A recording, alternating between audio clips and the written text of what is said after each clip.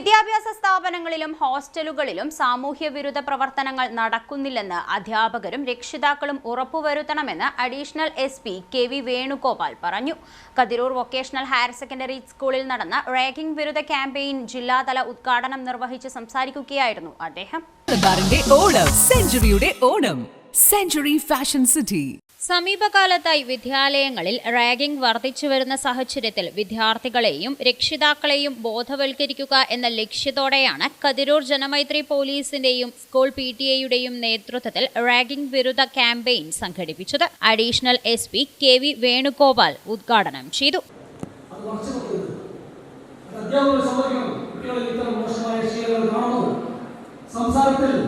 മോശമായ രീതികൾ നിലനിൽക്കുന്നു. പെരുമാറ്റത്തിൽ ബോഡി ലാംഗ്വേജ് ആണ്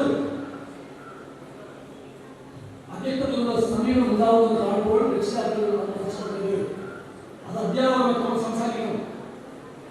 സ്കൂളിലൊക്കെ കൗൺസിലിംഗ് സെന്റേഴ്സ് ഉണ്ട്. വിദ്യാർത്ഥികൾക്ക് ഉണ്ടാവുന്ന മാനസിക ശാരീരികമായ പ്രശ്നങ്ങൾ അത് സംസാരിക്കണം, അത് വേദിയൊരുക്കാൻ വിദ്യാഭ്യാസ സ്ഥാപനങ്ങളിൽ കൗൺസിലിംഗ് സെന്റേഴ്സ് ഉണ്ട്.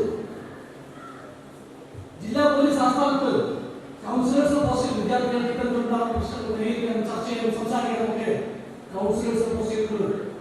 അവരുടെ സേവനം തരണം. കുട്ടികൾ നമ്മൾ പറഞ്ഞ പോലെയല്ല, മദ്യവും മയക്കുമരുന്നും നിസ്സാരമായി കാണുന്നതല്ല.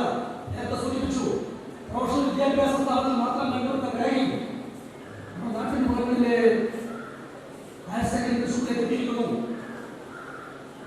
പ്രൊഫഷണൽ കോളേജിൽ മാത്രം കണ്ടുവരുന്ന ഈ ദുഷ്പ്രവണതകൾ വിദ്യാഭ്യാസ സ്ഥാപനങ്ങളിൽ എത്തിയിരിക്കുന്നു. ഇത് നമ്മുടെ വീടുകളിലേക്ക് ഏത് സമയം എത്താമെന്ന ചിന്ത നമുക്കുണ്ടാകണം. ഈ പ്രവണതയാണ് സമൂഹത്തെ ആകെ ചേർത്ത് പിടിച്ചുകൊണ്ട് ഒറ്റപ്പെടുന്നത്.